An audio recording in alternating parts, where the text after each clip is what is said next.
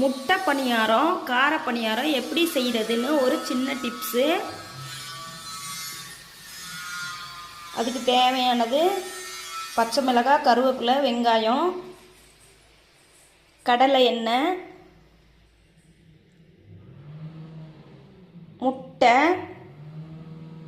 கடலைப்பருப்பு, உளுந்தம்பருப்பு, கடுகு, எண்ணெய் ஊற்றிருக்கேன். கடுகு போட போகிறேன். உளுந்தம்பருப்பும் கடலைப்பருப்பும் போட போகிறேன். இதிலே போட்டுடணும்.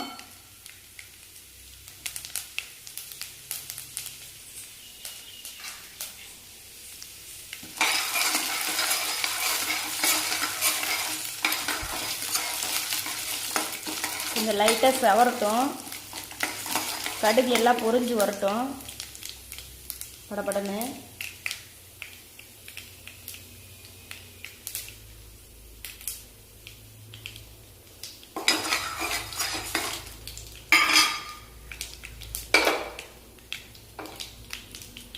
இது அப்படியே இதில் கொட்டிடணும்.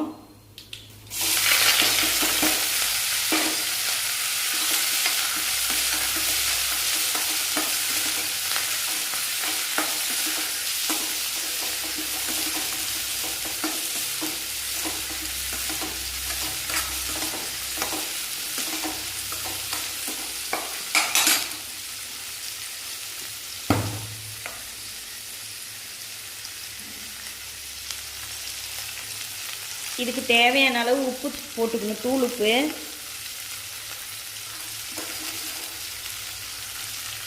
மாவில் ஏற்கனவே நம்ம உப்பு போட்டிருப்போம். வெங்காயம் எவ்வளோ வணக்கிறோமோ இந்த வெங்காயத்துக்கு அளவாக ஒரு கொஞ்சமாக போட்டோம்னா சீக்கிரமாக வெங்காயம் வதங்கி வரும். கடுகு, உளுந்தம்பருப்பு, பச்சை மிளகாய், இந்த இதோடைய வாசனையே செம்ம வேறு லெவல், சூப்பராக இருக்குது. வணங்கும் போதே ஒரு செம்ம மணமாக இருக்குது. கொத்தமல்லி இதில் போட்டு வணக்க வேணாம், கிள்ளி மாவில் போட்டுக்கலாம். வதங்கிருச்சு. இப்போ நம்ம அதை மாவில் சேர்த்துக்கலாம்.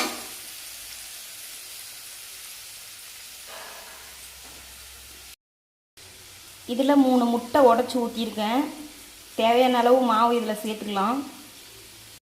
இதுக்கு எண்ணெய் வச்சுக்கலாம். அப்படின்னா தேங்காய் சட்னி வச்சுக்கலாம், சாம்பார் வச்சுக்கலாம், அதே மாதிரி தக்காளி சட்னி வச்சுக்கலாம். நான் என்ன வச்சுருக்கேன்னா கார சட்னி வச்சுருக்கேன், தக்காளி சட்னி வச்சுருக்கேன்.